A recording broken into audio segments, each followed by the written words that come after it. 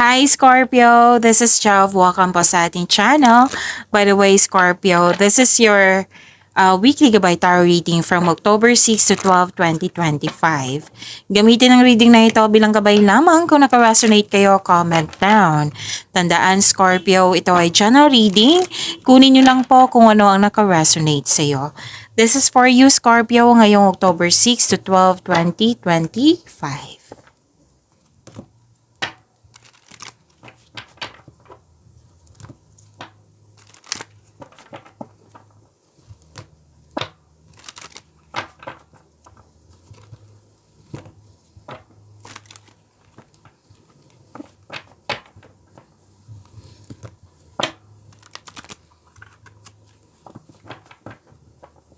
Para po ito sa iyo, Scorpio, ngayong October 6 to 12, 2025.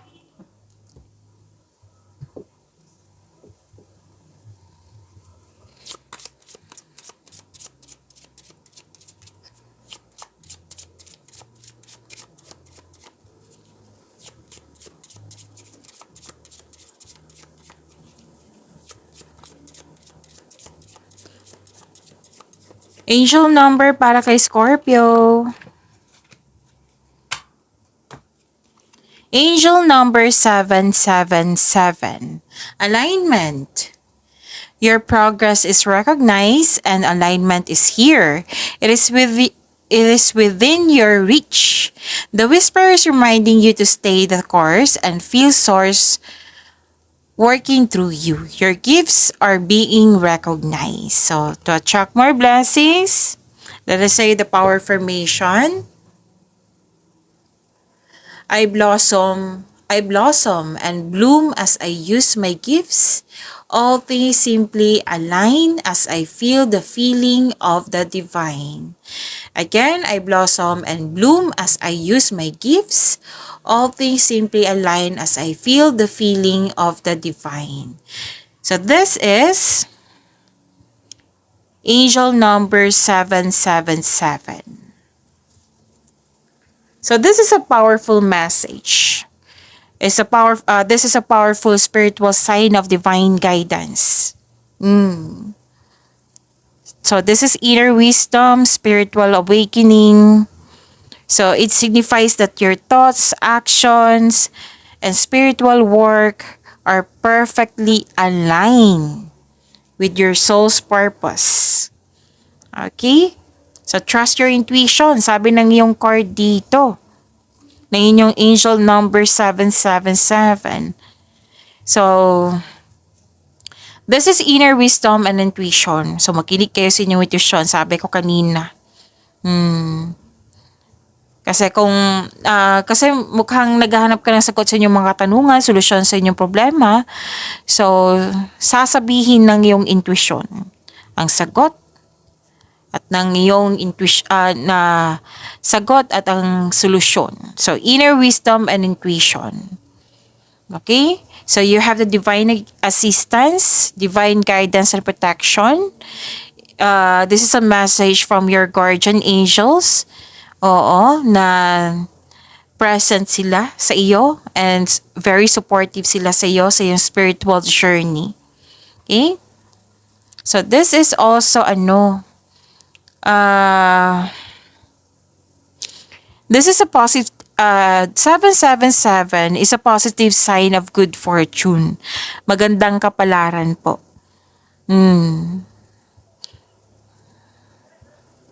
So this is lucky energies na mas ma-attract mo yung positive energy, positive experiences and unexpected blessings. Yan. So, nasa right path po kayo. Oo. Okay. So, your hard work is being recognized. Sabi ng yung card dito.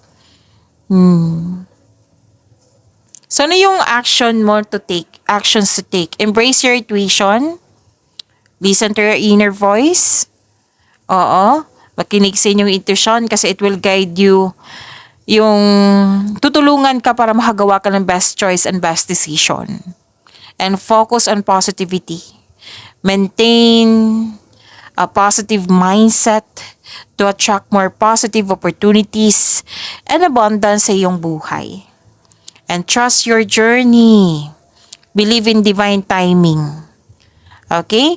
And continue your spiritual practices. Yung madasalin kayo, makinig kayo sa inyong intuition, na believe na nasa right path ka. Yan.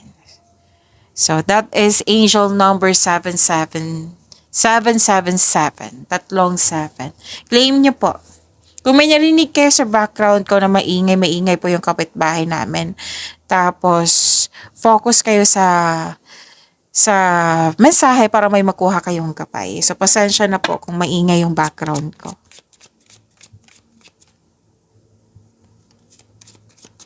Maraming salamat po sa inyong patuloy na suporta sa mga nag-donate. Sa mga hindi nag-skip ng ads, maraming salamat po. Sa mga hindi pa nag-subscribe, subscribe na po kayo at click bell notification para malaman nyo na may bago tayong video. Para sa mga gustong magpa-reading, comment po kayo ng personal reading. Again, comment kayo ng personal reading and check ma-reply sa comment section. Scorpio.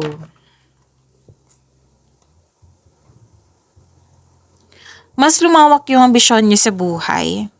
Nagkaroon ng ending with new beginning. Nulungan mo yung sarili mo para mag-let go at nagkaroon ng transformation. So, ito na yung ending with new beginning. Kasi dalawang card kasi nagsabi dito na may tao na nahirapan ka, mahirap ka usap or sobrang stricto. Pwede? At nakikita ko dito na pwedeng may end of contract or tumiwalag ka. Oo. Okay, so may new beginning po. May nakita rin akong recovery dito. So claim niyo po itong recovery na ito. At some of you nagkaroon ng time sa nature or di kaya nag-grounding kayo, nag-meditate kayo at very supportive yung another card na nagsabi dito, halos reading ko na lahat ng reading na andito po yung mensahe na yung grupo ng tao ay very supportive sa iyo and I believe this is your family. So, itong mga naranasan mo na nahirapan ka, oo, ma-overcome mo rin ito at nakikita ko dito na magkakaroon po ng personal development and spiritual growth.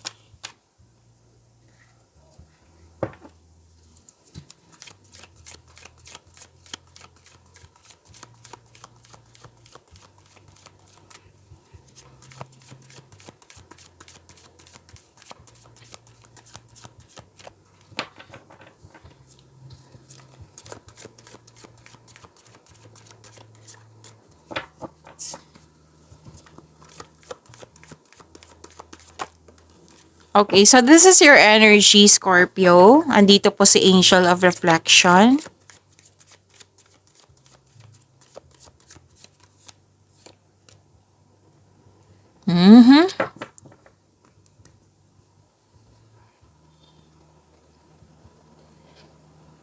Kung may napansin kayo na repeating message, yan po yung pinupush ng cards sa inyo.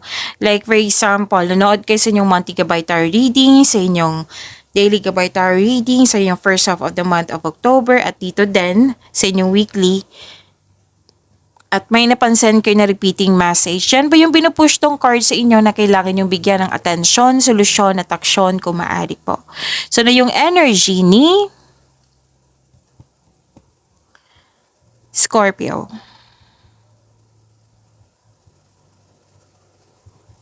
Gusto mo ng me time. Pwede naghahanap ka ng solusyon sa inyong problema dito, sagot sa inyong mga katanungan. So, gusto mo ng me time, alone time, soul searching. Yes, kasi andito din po siya, yung sinabi ko kanina na nagkaroon ng grounding, meditation, nagkaroon ng time for yourself. Okay? So, naghahanap ka ng sagot sa inyong mga katanungan, solusyon sa inyong problema. Sabi ng card, all life's answers are within you. Marami mga tao na takot mag-isa, baliktad sa iyo, Scorpio. Gusto mo maglaan ng time for yourself. Yung perfect time sa iyo na maglaan ng oras sa sarili. Soul searching, ika nga. And you can restore your energy by spending time with yourself. O, para sa pagbalik mo, you will feel your energy restored. Okay? So, andito din yung meditation, long walks. Actually, Scorpio, may nakita ko dito yung may lakad kayo na like for example, may nakita kasi ako ditong lakad. Pwedeng grocery to, may bibilihin. Yung me time, gusto mo mapag-isa, ayaw mo may kasama. May nakita kong ganyan. May ginagawa kayo na gusto mo nyong mag-isa muna. Habang nag-iisip sa gusto nyong isipin. May nakita kong ganyan. Okay. Space. Kasi space is a sign of respect sa inyong sarili. Diyan ka makabawi ng energy. Nang dahil sa space na ito, magkakaroon siya ng realization. Hindi lang ma-restore yung energy mo, magkakaroon siya ng enlightenment, magkakaroon siya ng realization. So this is also divine inspiration. Nagkaroon ng inner truth. At so feel free. Feel free yourself para makapag-isip ka ng maayos. Lahat naman tayo ganyan Kailangan ng space. Kahit may karelasyon ka, kailangan din yan ng space. Oo. Diba pag wala kayong space, para kang masasakal. Oo. So, space. Okay. Gusto nyo talaga, nakikita ko dito Scorpio. Oo, natawa ako kasi may kausap akong Scorpio kanina na tahimik lang siya sa mga ginagawa niya din. Tapos may sinasabi siya sa akin kanina na gusto niyang yung may trabaho siya, may project siya, gusto niyang siya yung yung siya yung tatapos na mag-isa. Ayaw niyo nang yung mga may mangungulit sa kanya. Ayaw niya yung collaboration. Gusto niya mag-isa. And I respect that. So yung sinabi ko kanina sa inyo na may nakita ako dito na may lakad. Gusto niyo mag-isa lang kayo. Kasi nga, diyan mo makikita mo yung mararamdaman yung space, makahinga.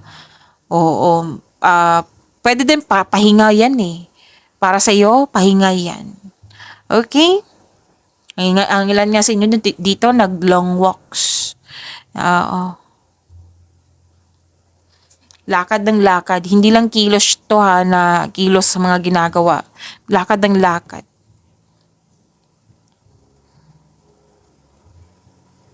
Okay, so yung sinabi ko kanina dito, natandaan nyo na may ending with new beginning, andito din po siya.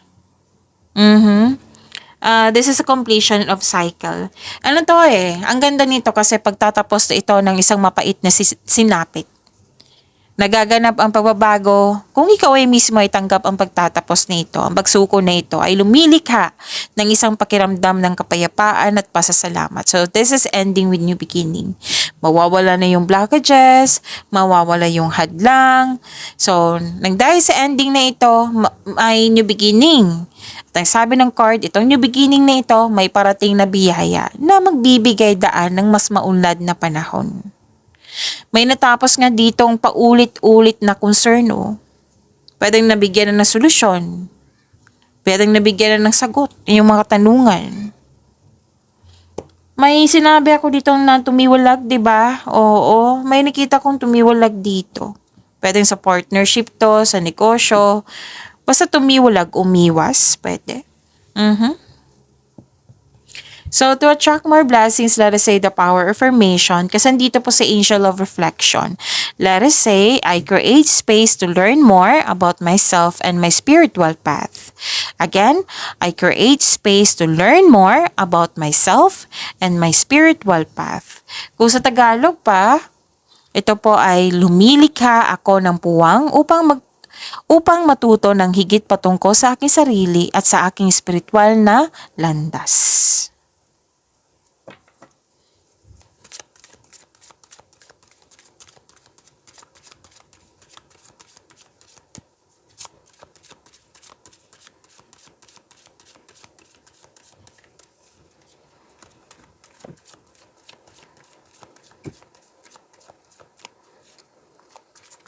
Career and money ni Scorpio ngayong October 6 to 12, 2025.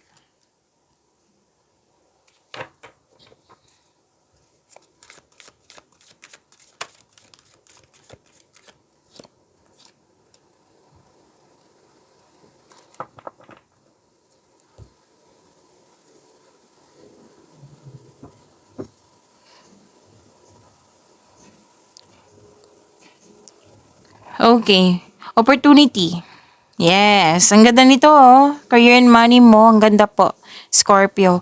May parating na opportunity. Your finances are improving also. And you are becoming more confident sa mga ginagawa mo. Yes. Ang ganda. May good news din kayong marireceive. Okay? You're showing your kindness to everyone. Malakas din yung intuition mo, ha? Magaan kasama yung mga kasamahan mo dyan.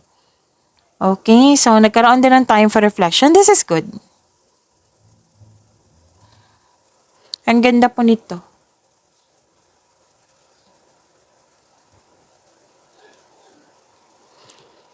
And long-term abundance and steady progress. I-claim nyo po. Sa mga nag-invest dyan na mukhang nagkaroon ng mabagal na resulta, ngunit maging mapagpasensya. Kasi magbubunga naman ito ng masaganang resulta po kung hayaan mo lang itong magbunga.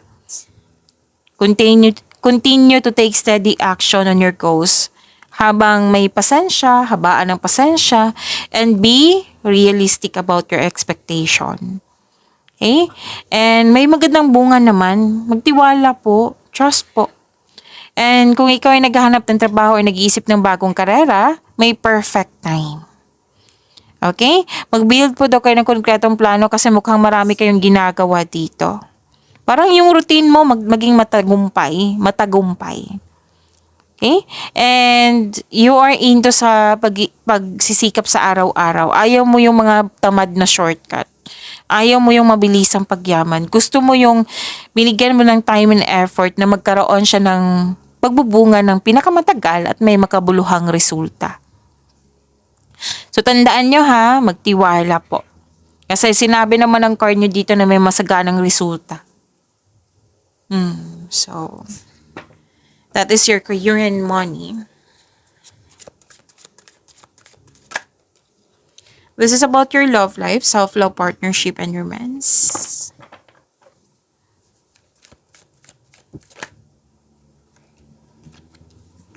This is Angel of Freedom.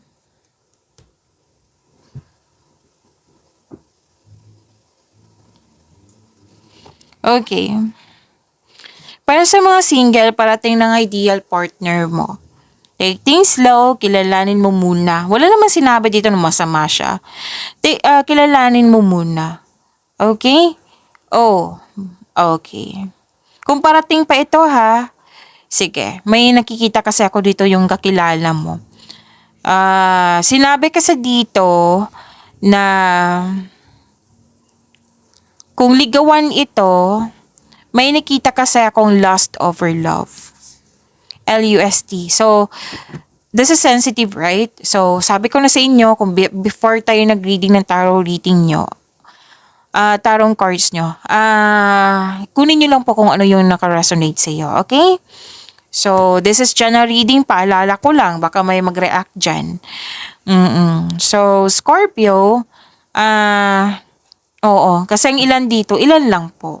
Or pwede din may nagkwento sa inyo na pumasok siya sa ganyan na situation, na naapektuhan ka, concern ka sa kanya.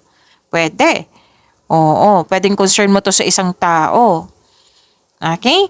So, may nakita kasi ako ditong controlling person. So, kaya nga, sinabi ng card, kilalanin mo muna yung kakilala mo ngayon. Pwedeng niligawan mo or maniligaw mo.